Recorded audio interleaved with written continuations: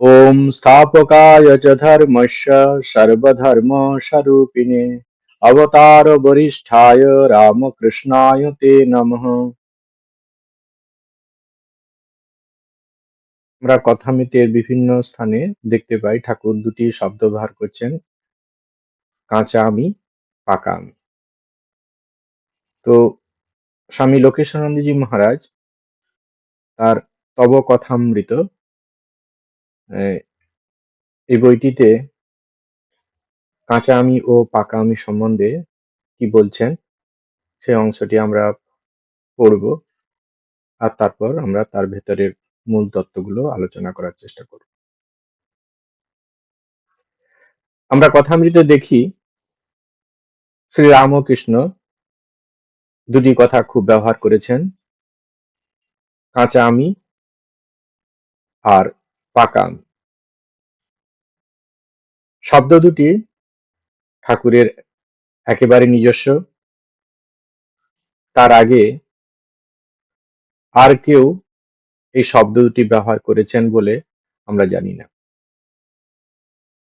ঠাকুর ব্রহ্মনেতা কেশব সেনকেও এই কাঁচা আমি পাকা আমির কথা বলেছিলেন।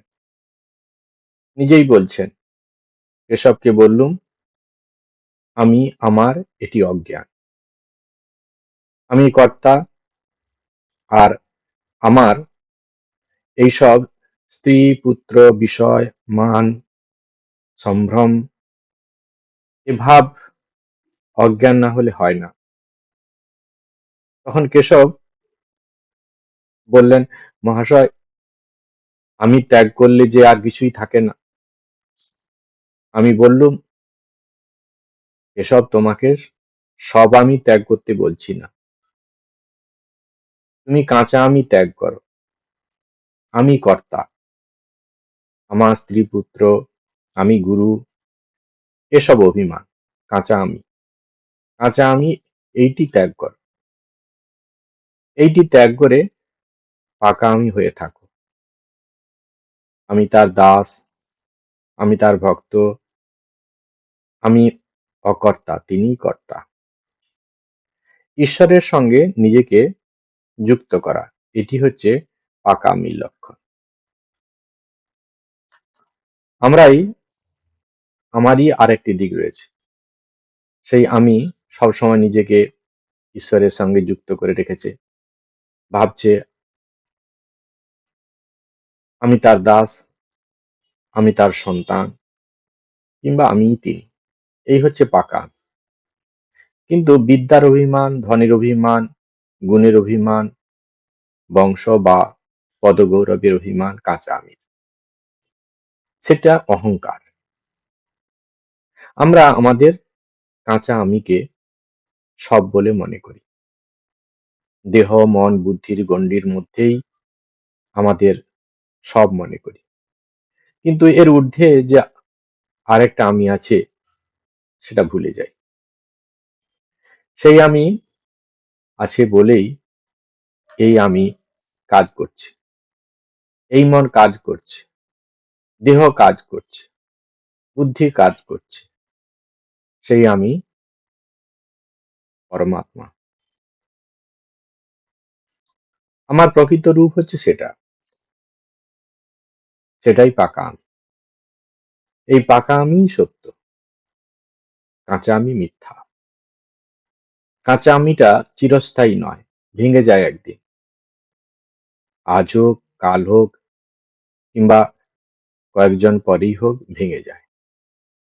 যত তাড়াতাড়ি ভেঙে যায় ততই মঙ্গল। কারণ সেই আমি ছোট্ট আমি, ক্ষুদ্র আমি। তার জন্যই আমি দুঃখ পাই। উপনিষদে দুটি পাখির উদাহরণ দেওয়া আছে, তারা দেখতে একই রকম, আবার একই গাছে তারা বসে আছে। তাদের একজন চুপ করে বসে আছে, গাছে নানা রকম ফল আছে, খাচ্ছে না, চুপ করে বসে আছে, শান্ত আত্মস্থ। আর অন্য পাখিটি, সে এক ডাল থেকে আর এক ডালে লাফাচ্ছে, অস্থির সে। কখনো মিষ্টি ফল খাচ্ছে, ভালো লাগছে, আবার কখনো তিতো ফল খাচ্ছে, ভালো লাগছে না, কিন্তু তবুও সে ফল খেয়েই চলছে। কখনো তিতে, কখনো তিতো, কখনো মিষ্টি। এই পাখিটা যেন জীবাত্মা, সংসারে আবদ্ধ হয়ে কত রকমের অভিজ্ঞতার ভেতর দিয়ে সে চলছে। অন্য পাখিটি পরমাত্মা, সে নির্লিপ্ত, সাক্ষী, উদাসীন। সে সংসার থেকে নিজেকে গুটিয়ে নিয়েছে। সংসারের সুখ দুঃখ তাকে স্পর্শ করতে পারে না। বস্তুত দুটি পাখি এক, জীবাত্মা পরমাত্মাই। জীব ব্রহ্ম ছাড়া আর কিছু নয়। কিন্তু অজ্ঞানবশত ব্রহ্ম থেকে, অর্থাৎ নিজের স্বরূপ থেকে নিজেকে আলাদা মনে করে। বাসনার দ্বারা তাড়িত হয়ে নিজের উপর জীব বুদ্ধি আরোপ করে সংসারে জড়িয়ে পড়ছে। সে যে নিত্য শুদ্ধ বুদ্ধ মুক্ত ব্রহ্ম তা সে জানে না। অর্থাৎ তার পাকা আমিকে সে ভুলে গিয়ে কাঁচা আমি নিয়ে মেতে আছে। কাঁচা আমিটা আমার প্রকৃত রূপ নয়। আমার প্রকৃত রূপ ওই পাকা। ঠাকুর বলছেন, দাস আমি, বিদ্যার আমি, ভক্তের আমি, এরই নাম পাকা। আর কাঁচা আমি কি? আমি কর্তা, আমি এত বড় লোকের ছেলে, বিদ্বান, আমি ধনবান, আমাকে এমন কথা বললে, এইসব ভাব।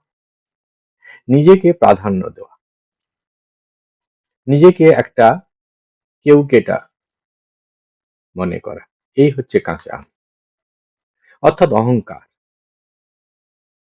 একটি শ্লোকে বলা হচ্ছে, অহংকারস্য দেববৃত্তি অহংতা মমতা চেতি। দুটো বৃত্তি বা ক্রিয়া অহংকারের, অহংতা আর মমতা। আমি আর আমার, আমি এটা করছি, এই জিনিসটা আমার, এই বাড়ি আমার, আমি করছি না বলে আমরা করছি এও বলা যায়। আমার বাড়ি না বলে আমাদের বাড়িও বলা যায়, শুনতে ভালো লাগে, কিন্তু তা আমরা বলতে চাই না। বহু বচন নয়, সব সময় ওই এক বচন, আমি আর আমার। অহংকারের লক্ষণই হলো এই, আমি আর আমার। ঠাকুর বলছেন, আমি ও আমার এই দুটি অজ্ঞান, তুমি ও তোমার এই দুটি জ্ঞান। যে নিরহংকার তারই জ্ঞান হয়। নিচু জায়গায় বৃষ্টির জল দাঁড়ায়, উঁচু জায়গা থেকে গড়িয়ে যায়। জ্ঞান অর্থাৎ ঈশ্বর লাভ বা নিজের স্বরূপ উপলব্ধি। যার পাকা আমি, সে জ্ঞান লাভ করতে পারে। পাকা আমি ভগবানের দিকে নিয়ে যায়, আর কাঁচা আমি বন্ধনের কারণ হয়।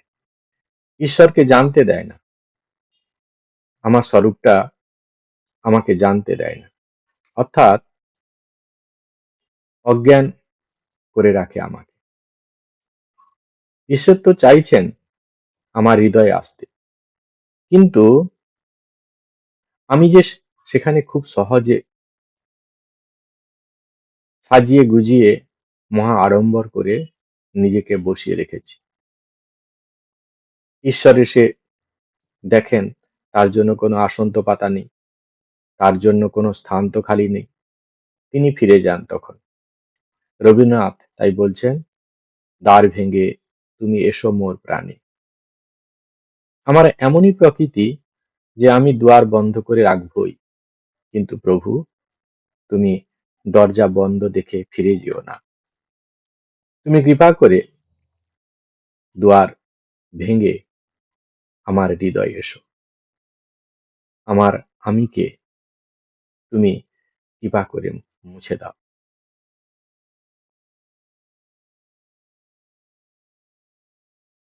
দিকদৃশ্য বিবেকে আচার্য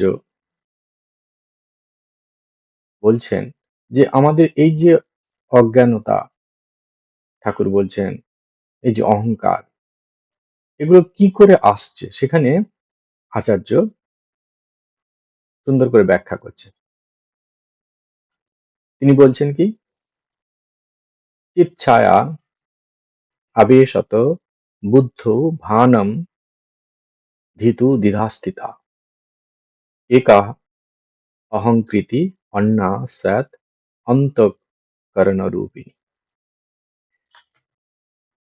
চিচ্ছায়া আবেশত বুদ্ধ ভানম ভবতি। বুদ্ধিতে চিৎ প্রতিবিম্বের আবেশ যখন ঘটে তখন জ্ঞান উৎপন্ন হয়। তো কিরকম মনে হয়, ধীতু দ্বিধাস্থিতা, বুদ্ধি দুই প্রকারের, সে ভাগ হয়ে যাচ্ছে। কিরকম, একা অহংকৃতি স্যাৎ অন্য অন্তঃকরণ রূপিণী। তার মধ্যে এক প্রকার বুদ্ধিকে অহংকার, অপরটিকে অন্তঃকরণ বা এখানে মন বলা হচ্ছে। কেন এরকম হচ্ছে ব্যাপারটা? তো চৈতন্য সত্তা, যে দশটা চৈতন্য, সেখানে দিগদৃশ্য বিবেকে আচার্য বলছেন যে যে দশটা চৈতন্য আছে, সাক্ষী চৈতন্য, এই সাক্ষী চৈতন্য তার প্রতিবিম্ব সবসময় বুদ্ধির উপর। এই বুদ্ধির উপর যখন পড়ছে তখন বুদ্ধিটা কি করছে, দুভাগে ভাগ হয়ে যাচ্ছে। একটা হচ্ছে অহংকার, আর একটা হচ্ছে অন্তঃকরণ বা এখানে মন। যদিও স্বামীজি বলছেন, স্বামী বিবেকানন্দ, যে মন বুদ্ধি চিত্ত অহংকার যাই বলি না কেন, এইগুলো সব মনের এক একটা পার্ট, যখন যেমন ফাংশন করছে সেই অনুযায়ী তার আলাদা আলাদা নাম আমরা দিচ্ছি, আসলে সবই এটা মনের পার্ট। যাই হোক, এখানে আচার্য আমাদের বোঝানোর জন্য দিগদৃশ্য বিবেকে তিনি বলছেন যে যে মুহূর্তে সেই সাক্ষী চৈতন্য, বা আমরা আরো সহজ কথায় সেই পরব্রহ্ম পরমাত্মার যে, তিনি তো সর্বব্যাপী, সমস্ত জায়গা আছে, তো তার আভাস, তার বিম্ব প্রতিবিম্ব যখন অন্তঃকরণ মানে বুদ্ধির উপর পড়ছে তখন দুভাগে ভাগ হয়ে, একটা হচ্ছে অহংকার আর একটা হচ্ছে মন বা অন্তঃকরণ। তো যেমন যেই মুহূর্তে ওটাই পড়ছে, সেই আভাসটি প্রতিবিম্ব, সঙ্গে সঙ্গে এটিও সেই চৈতন্যের মতো চৈতন্যময় হয়ে যাচ্ছে, সেই রকম আচরণ করতে শুরু করছে। সেটি একাধিকবার আমরা ক্লাসে আলোচনা করছি, যে একটি লৌহ খণ্ড যখন একটি চুম্বকের ক্ষেত্রের মধ্যে চলে আসে, চুম্বক ক্ষেত্রের মধ্যে এলে সেই চুম্বক ক্ষেত্রের আকর্ষণে সেও এই চৌম্বক ধর্ম পেয়ে যায়। যেখানে সেম তেমনি সেই চৈতন্য সত্তা প্রভাবে আহ, এই রিফ্লেক্টেড কনসিয়াসনেস, যাকে বলছি কনসিয়াসনেস, রিফ্লেক্টেড কনসিয়াসনেস, যে মুহূর্তে বুদ্ধির উপরে পড়ছে, বুদ্ধিটা তখন কি হচ্ছে, সেই যে অহংকার, সেটি চৈতন্যময় হয়ে যাচ্ছে। তার মানে সেও তখন ওই চৈতন্যের মতো আচরণ করতে শুরু করছে। কারণ চৈতন্যের সঙ্গে যখন, এরপরে কি আছে, চৈতন্যের সঙ্গে আছে কি, আমাদের এই ইন্দ্রিয়গুলো, মন, সেই চৈতন্য হয়েছে যখন অন্তঃকরণ, অহংকার যখন সেই চৈতন্যময় হয়ে গেছে, অহংকারের মনের কাছাকাছি ইন্দ্রিয়গুলো আছে, এই ইন্দ্রিয়গুলো তখন কি হচ্ছে, চৈতন্যময় হয়ে গেছে। ইন্দ্রিয়গুলো যেন সক্রিয়ভাবে যেন নিজের জন্য কাজ করছে। আবার ইন্দ্রিয়গুলো বহির্জগতের সঙ্গে যখন সবকিছুকে চৈতন্যময় দেখছে, সমস্ত কিছু চৈতন্য হয়েছে তার প্রভাবে যেদিকে দেখছে, তখন আমরা, আমাদের যখন বস্তু জ্ঞান হয় তখন কেমন করে হয়, না বহির্জগতের দৃশ্য আমরা ইন্দ্রিয়গুলো দেখছে, সেটি মনের কাছে আসছে, আমরা জ্ঞান অর্জন করছি, এইভাবে আমরা জ্ঞান অর্জন করি। কিন্তু বাস্তবে বস্তু জ্ঞানটা করছে ইন্দ্রিয়গুলো। কিন্তু আমরা বহির্জগতে কোনো জিনিসকে দেখছি, তখন আমরা দেখছি কিন্তু আমার চোখ কিন্তু দেখছে। আমরা কখনোই বলি না যে আমার চোখগুলো জিনিস দেখছে, এরকম বলি না। আমার কান গান শুনছে, আমরা এরকম বলি না। আমরা বলি আমি দেখছি, আমি গান শুনছি, আমি কথা বলছি, আমার মুখ কিন্তু কথা বলছে। আমি আমি আমি কিন্তু বলার সময় কি বলছি? যে আমি দেখছি, আমি কথা বলছি, আমার আমি শুনছি, কিন্তু ইন্দ্রিয়গুলো করছে। তো এইভাবে দেখা যাচ্ছে যে ইন্দ্রিয়গুলো করছে, ইন্দ্রিয়, কিন্তু মন সেখানে ভাবছে কি আমাদের অহংকার, মন সেটি অহংকার যুক্ত মন যেটি, সেটি বলছে কি যে আমি করছি, যদি ইন্দ্রিয়গুলো কাজ করছে। তাহলে বহির্জগতের সাপেক্ষে ইন্দ্রিয়গুলোর সময় আমার চোখ দেখছে, তাহলে আমার চোখ হচ্ছে দ্রষ্টা, আর বহির্জগতের দৃশ্য, তাহলে দৃশ্য আর দ্রষ্টা, তাহলে ইন্দ্রিয়গুলো তখন হচ্ছে দ্রষ্টা। তাহলে বহির্জগতের সাপেক্ষে ইন্দ্রিয়গুলো হচ্ছে দ্রষ্টা। আবার মন আর ইন্দ্রিয় এই দুটোর মধ্যে, এখানে অহংকার আর ইন্দ্রিয় বলবো, সেখানে মন আর অহংকারের মধ্যে কি দেখা যাচ্ছে? ইন্দ্রিয় যা কিছু রিসিভ করছে সে মনের প্রেরণায় সমস্ত কিছু হচ্ছে। ভালো জিনিস দেখছি, খারাপ জিনিস দেখছি, এই যে বোধগুলো ইন্দ্রিয় থেকে বিভিন্ন জায়গা থেকে বিভিন্ন রকম, চোখের একরকম কাজ, কান একরকম কাজ করছে। তো প্রত্যেকটা ইন্দ্রিয় যে ধরনের কাজ করছে সেই অনুযায়ী মন ইন্দ্রিয়গুলোর এই কাজগুলো লক্ষ্য করছে। তাহলে ইন্দ্রিয়গুলোর এই যে পরিবর্তন, বিভিন্ন সময় বিভিন্ন ইন্দ্রিয় বিভিন্ন রকম কাজ করছে, এগুলো দেখছে কে? মন। তাহলে আমরা এটাও আলোচনা করেছিলাম যে দ্রষ্টা সবসময় অপরিবর্তনশীল, তার কোনো পরিবর্তন হয় না। তাহলে আমরা যখন ইন্দ্রিয় আর বিষয়ের সঙ্গে, বহির্জগতের বিষয়ের সঙ্গে তুলনা করছিলাম, তখন ইন্দ্রিয়গুলোকে কি বলছিলাম? যে ইন্দ্রিয়গুলো স্থির, বহির্জগৎকে দেখছে, তার মানে বহির্জগৎ হচ্ছে দ্রষ্টা। আবার মনের সাপেক্ষে যখন মন আর ইন্দ্রিয়ের মধ্যে তুলনা করছি, তখন দেখছি ইন্দ্রিয়গুলো সমস্ত কিছু, মন এর সম ইন্দ্রিয় সমস্ত গতিবিধি মন লক্ষ্য করছে। তাহলে ইন্দ্রিয়গুলো তখন দৃশ্য, আর মন হচ্ছে দ্রষ্টা, এখানে অহংকার। তাহলে এই মন হচ্ছে তখন কি হচ্ছে? অহংকার, সে দ্রষ্টা হয়ে যাচ্ছে। মন মন কি করছে? বহির্জগৎকে, ইন্দ্রিয়গুলোকে লক্ষ্য করছে। মন যখন চৈতন্যান্বিত হচ্ছে, অহংকার যখন সেই কনসিয়াস রিফ্লেক্টেড কনসিয়াসনেসের যখন প্রভাবে এই বিম্ব, আহ, চিৎ প্রতিবিম্ব যখন পড়ছে তার উপরে, বুদ্ধির উপরে, তখন যে এই যে অহংকার, তখন তার মধ্যে আমিত্বের ভাব জেগে ওঠে।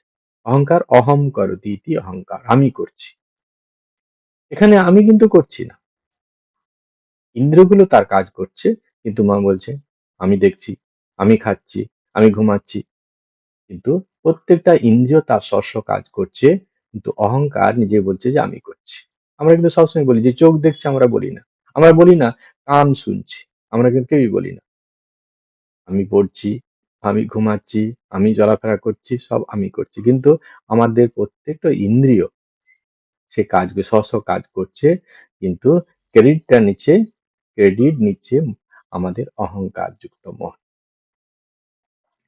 এই তাদাত্ম্য অবস্থা প্রাপ্ত হওয়ার ফলে এমন স্মৃতি হয়েছে, সেই চিদাভাসের প্রভাবে অহংকার যখন সমস্ত দৃশ্যকে, সমস্ত কিছুকে দেখছে, সে যখন সেই সাক্ষী চৈতন্যকে দেখছে, তখন কি বলছে? তার এই নিজেকে দ্রষ্টার ভূমিকায় থাকার জন্য সাক্ষী চৈতন্যকে, তাকেও কি মনে হচ্ছে? দৃশ্য মনে হচ্ছে।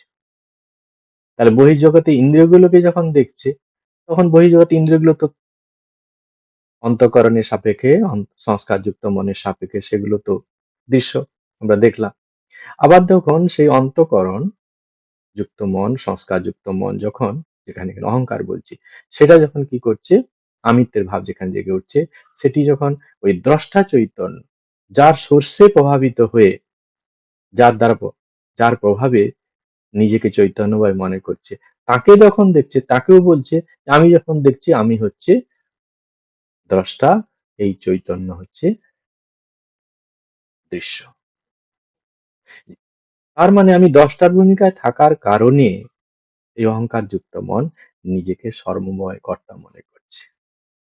আসলে আমার এই যে ধারণাটা আমি ধারণা করলাম যে আমি যেমন বহির্জগৎ ইন্দ্রিয়গুলোকে দেখছি, তার থেকে যে জ্ঞান, বহির্জগৎ থেকে যে জ্ঞানগুলো অর্জন করছি, ইন্দ্রিয়, বহির্জগতের জ্ঞান আর দ্রষ্টা চৈতন্য, তাকে সমস্ত গুলোকে আমি দেখছি, অর্থাৎ আমি হচ্ছে একমাত্র দ্রষ্টা, আমার থেকে আর কোনো দ্রষ্টা নেই, আমি হচ্ছে সর্বময় দ্রষ্টা। আমি চৈতন্যরও দ্রষ্টা, আমি ইন্দ্রিয়গুলোরও দ্রষ্টা, আমি বহির্জগতের দৃশ্যগুলোরও দ্রষ্টা। তবে আমার মধ্যে আমি সমস্ত কিছুর দ্রষ্টা। এটি তার অজ্ঞানতার কারণে তার মনে এটি হচ্ছে, যে কারণে নিজে কি বলছে আমি করছি, এই আমিত্বের ভাবটা এই কারণে জেগে ওঠে। আচার্য আমাদেরকে এইভাবে বোঝাচ্ছেন যে আমিত্বের ভাবটা কেন জেগে উঠছে, যে আমি করছি ভাবটা আসে কেন। আসলে নিজে সেখানে হিপনোটাইজ হয়ে যাচ্ছে, যেহেতু সংস্কার আছে, পূর্বজনের সংস্কার, সে কারণে নিজেকে দেখতে পাচ্ছে না। নিজেকে দেখতে না পাওয়ার কারণে তার মধ্যে এই জিনিসটি তৈরি হয়ে গেছে। আসলে যে চৈতন্য সত্তার কারণে এই জিনিসটা করছে, এটিকে আচার্য কি করছে আরো একটু বোঝানোর সুবিধার জন্য শিষ্যদেরকে তিনি আবার একটি উদাহরণ দিচ্ছেন। কিরকম বলছেন, দেখো যে একটা লোহার খণ্ড, তাকে যদি আগুনের মধ্যে ফেলে দেওয়া হয়, কিছু সময় পরে তুমি দেখবে যে সেই লোহা খণ্ডটি অগ্নিময় হয়ে যাচ্ছে।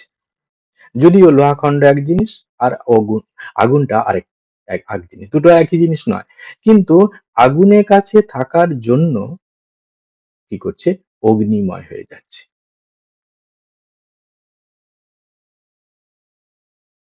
এমন নয় যে অগ্নি তার মধ্যে সঞ্চারিত হচ্ছে, তা নয়, অগ্নির প্রভাবে সে এইরকম অগ্নিময় হয়ে যাচ্ছে। চুম্বক কখনো লোহাকে সংক্রামিত করে না। চুম্বকের মধ্যে থাকলে সেই এরিয়ার মধ্যে, ওই ডোমেনের মধ্যে যখন চলে আসে, অটোমেটিক লোহা খণ্ডের মধ্যে চুম্বক ধর্ম প্রকাশ পায়। ঠিক তেমনি ভাবে চৈতন্য সত্তা যে ডোমেন, তার মধ্যে তিনি সর্বব্যাপী। আমাদের বোঝার সময়ের জন্য আমরা বলছি যে একটা শরীরের মধ্যে যখন তার প্রভাব পড়ছে, কিন্তু তিনি তো সর্বব্যাপী। জাস্ট বোঝানোর জন্য বলা হচ্ছে যেন মনটা তার কাছাকাছি, এখানে বুদ্ধি, আচার্য বলছে সে বুদ্ধির যখন পড়ছে, তখন বুদ্ধির মধ্যে এই রকম একটি চেঞ্জ চলে আসছে। আর কেন আমরা সেই ভুলটা বুঝতে পারছি না? অজ্ঞানতার কারণে। একমাত্র জ্ঞানেই এইটি অপসারণ করা সম্ভব। যেমন আমরা মনে করতে পারি, ছোট বয়সে আমাদের কি হয়, যে পাশের বাড়িতে একটি কাপড় মেলেছে, তো আয়নার উপরে সেই কাপড়কে আমরা দেখতে পাচ্ছি। বাচ্চা ছেলেরা বারবার বলতে থাকে, মা দেখো কিরকম কাপড়, আয়নার ভেতরে কাপড় হচ্ছে, রং দেখা যাচ্ছে, কোথা থেকে এলো, এরকম ছিল না, এটা ওটা। তো আমরা যতই চেষ্টা করি না কেন, ওই বাচ্চা যত চেষ্টা করি না কেন, আয়নার ভেতর থেকে কাপড় বের করতে পারবে না, কোনোদিনই বের করতে পারবে, যত টানাটানি করুক আয়না ভেঙে যাবে, কিন্তু কোনোদিন বের করতে পারবে। মা বলে দিচ্ছেন, বলছে না, ওখানে পাশের বাড়িতে কাপড়টা মেলেছে, তারই এখানে প্রতিবিম্ব এখানে দেখতে পাচ্ছ, তার ছবি এখানে এই জন্য ফুটে উঠেছে। তাহলে এটা ধর্ম, আয়নার ধর্ম, এটি দেখাচ্ছে সে। এই যে জ্ঞানটি হলো, তারপরের দিনও কিন্তু আমরা দেখব, তখন আমাদের জ্ঞান হবে যে মা বলে দিয়েছেন যে এরকমই আয়নার কাছে কোনো জিনিস রাখলে আয়নার মধ্যে তার প্রতিবিম্ব পড়ে। তো এই জ্ঞানটি আমরা তারপর দিন দেখার পরেও কিন্তু আমরা দেখব, কিন্তু আমাদের বিবেকশীল মানে আমাদের জ্ঞান আমাদেরকে বলে দেবে যে না, ওটা কিছু নয়, ওখানে ভেতরে কোনো কিছু নেই, পাশে যেহেতু কাপড় মেলা হয়েছে, আয়নার ধর্ম এরকম, সেই কারণে এটা রিফ্লেক্ট করছে এখানে। সেমনি ভাবে যে আমাদের মধ্যে যখন ওই রকম একটা অহংকারের ভাব আসবে, তখন আমরা আমরা ভাবতেই পারি যে এটা আমার নিজস্ব নয়, সেই চৈতন্য সত্তার কারণে এটি হয়ে যাচ্ছে। আর সেটিকে বোঝার জন্য আমরা এরকম ভাবে বলতে পারি যে আমরা তো জানি যে আমরা হচ্ছে পঞ্চভূতের সমাহার, পঞ্চভৌতিক পদার্থ। আমাদের এই জগতে যা কিছু আমরা দেখছি, তৃতীয়াপ্তেজ মরুদ্ভব, পঞ্চভৌতিক পদার্থ দিয়ে আমাদের। তাহলে আমরা তো এর কোনো কিছু ভাবতে পারবো না। মন বুদ্ধি চিত্ত অহংকার সে একটি সমস্ত কিছু, মন বুদ্ধি চিত্ত অহংকার, তারপর সেই মনের এই শরীরের মধ্যে আছে, আবার ইন্দ্রিয়গুলো আছে, কর্মেন্দ্রিয়, পঞ্চ জ্ঞানেন্দ্রিয়, পঞ্চ প্রাণ, সমস্ত কিছু এই জড় জগতের মধ্যে, এবং এরা জড়। সুতরাং এরা চেতন কেন হয়ে যাচ্ছে? না, সেই চৈতন্য সত্তার ডোমেনের মধ্যে এরা থাকার কারণে এদের মধ্যে এটি হয়েছে। মন হচ্ছে একবারে প্রথম মিডিয়া, যার মধ্যে উত্তম মিডিয়া, যার মধ্যে চৈতন্য সত্তা যেই মুহূর্তে পড়ছে সেই তার মধ্যে চৈতন্যময় হয়ে যাচ্ছে। সেই সেই চৈতন্য সত্তার সঙ্গে, সেই মনের সঙ্গে কি আছে? ইন্দ্রিয়গুলো কাছাকাছি আছে। ইন্দ্রিয়গুলো মন থেকে সেই চৈতন্য ভাবটা নিয়ে ইন্দ্রিয়গুলো চৈতন্য হয়ে যাচ্ছে। ইন্দ্রিয়ের সঙ্গে বাইরে জগতে বিষয়গুলো আছে, সেটাও চৈতন্যময় হয়ে যাচ্ছে।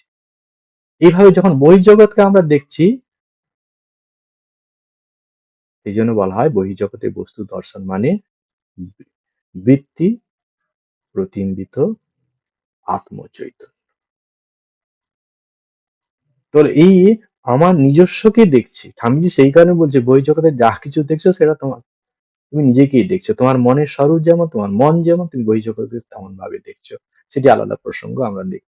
তাহলে আবার যদি আমরা আরেকবার ছোট্ট করে একটু বুঝি নেই জিনিসটা, যে চৈতন্য সত্তা ডোমেনের মধ্যে যখন এই অন্তঃকরণ বা বুদ্ধি, এখানে আচার্য বলছেন, যখন উঠছে সেই চৈতন্য সত্তা যখন যেই মুহূর্তে এলো, সঙ্গে সঙ্গে এটিও চৈতন্যময় হয়ে গেল।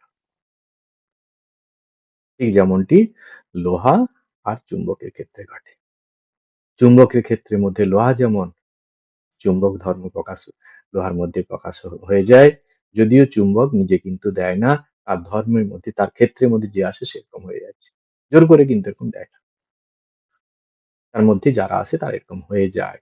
ঠিক তেমনি চৈতন্য সত্তার মধ্যে যখন আমাদের মনটা চলে আসছে, মনটা এরকম চৈতন্যায়িত হয়ে যায়।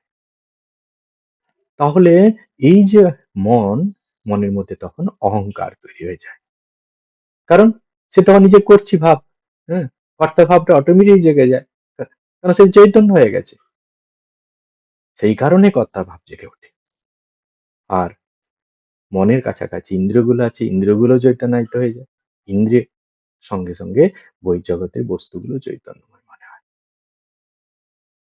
তাহলে এখানে দেখা যাচ্ছে যে ইন্দ্রিয়গুলো বহির্জগতে জ্ঞান অর্জন করছে, তাহলে ইন্দ্রিয়গুলো 10টা, কিন্তু মন কি বলছে? আমি দেখছি, আমি খাচ্ছি, আমি ঘুমাচ্ছি, আমি চলাফেরা করছি, সব আমি, আমি সর্বময় কর্তা।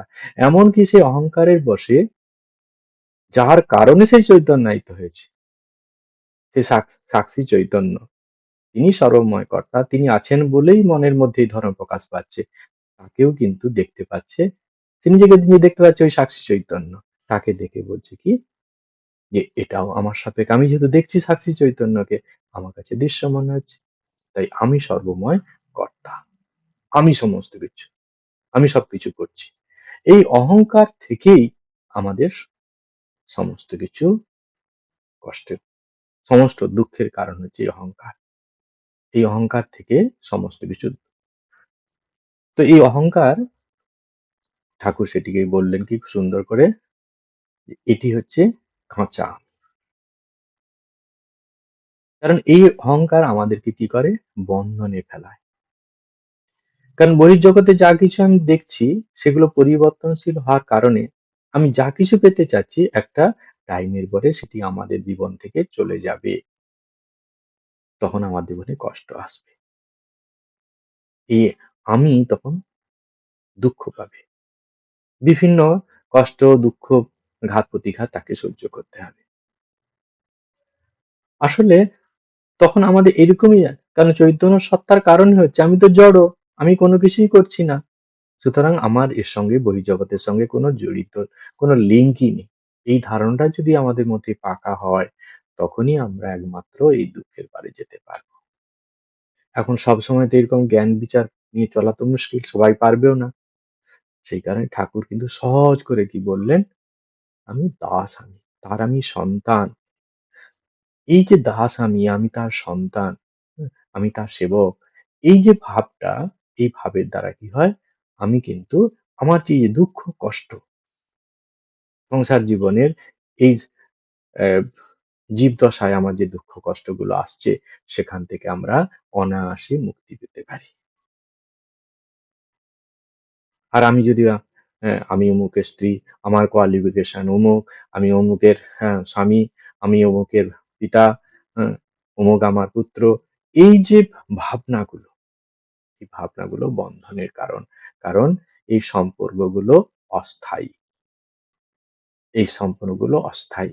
এগুলি কি হচ্ছে, কেন এই যে এই অহংকারটি কেন হয়, কেন এরকম জ্ঞানটা আমাদের স্বচ্ছ হয় না, সেখানে আচার্য বলছেন যে দেখো, এই অহংকারের মূল কারণ হচ্ছে অজ্ঞানতা। ঠাকুরও বলছেন জনম জনমের সংস্কার, আমরা পূর্ব জন্মে যে ভোগ করেছি, তার কারণে আমাদের সেই যে মনের উপরে এমন ভাবে এটা গাঢ় রূপ ধারণ করেছে, মনের উপরে এমন ভাবে প্রভাবিত হয়েছে, মনকে জড়িয়ে দিয়েছে সংস্কারটি, যার জন্য আমার যথার্থ স্বরূপ আমি জানতে পারছি না।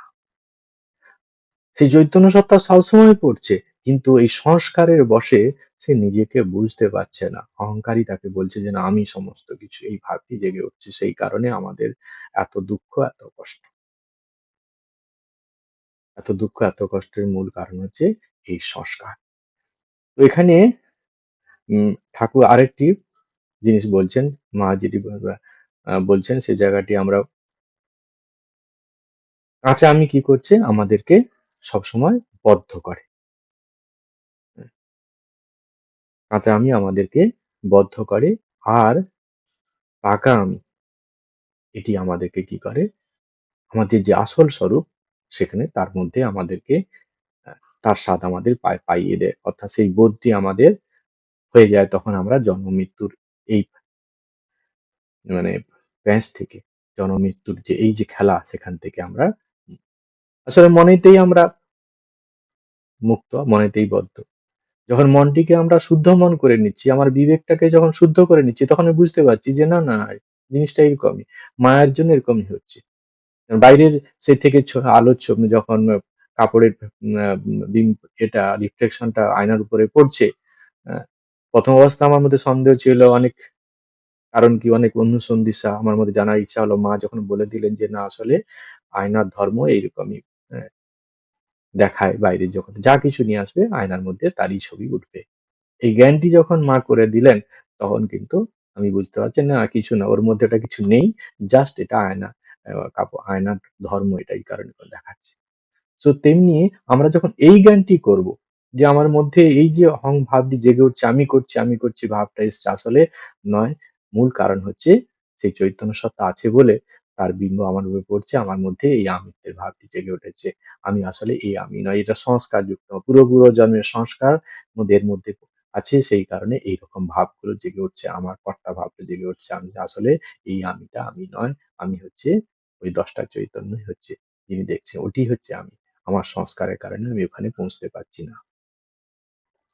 সেই কারণে উপনিষদে দুটি পাখি উদাহরণ দিচ্ছে, একটি হচ্ছে জীবাত্মা, পরমাত্মা। একটা জীবাত্মা কি করছে, সংসার দশায় এসে বিভিন্ন রকম অভিজ্ঞতা করছে, সুখ দুঃখ বিভিন্ন রকম অভিজ্ঞতা করছে। এখানে ফল খাচ্ছে বিভিন্ন গাছে, এর মধ্য দিয়ে হচ্ছে বিভিন্ন রকম অভিজ্ঞতা সংকট, ভালো ফল আনন্দ পাচ্ছে, কোথাও কোথাও দুঃখ পাচ্ছে।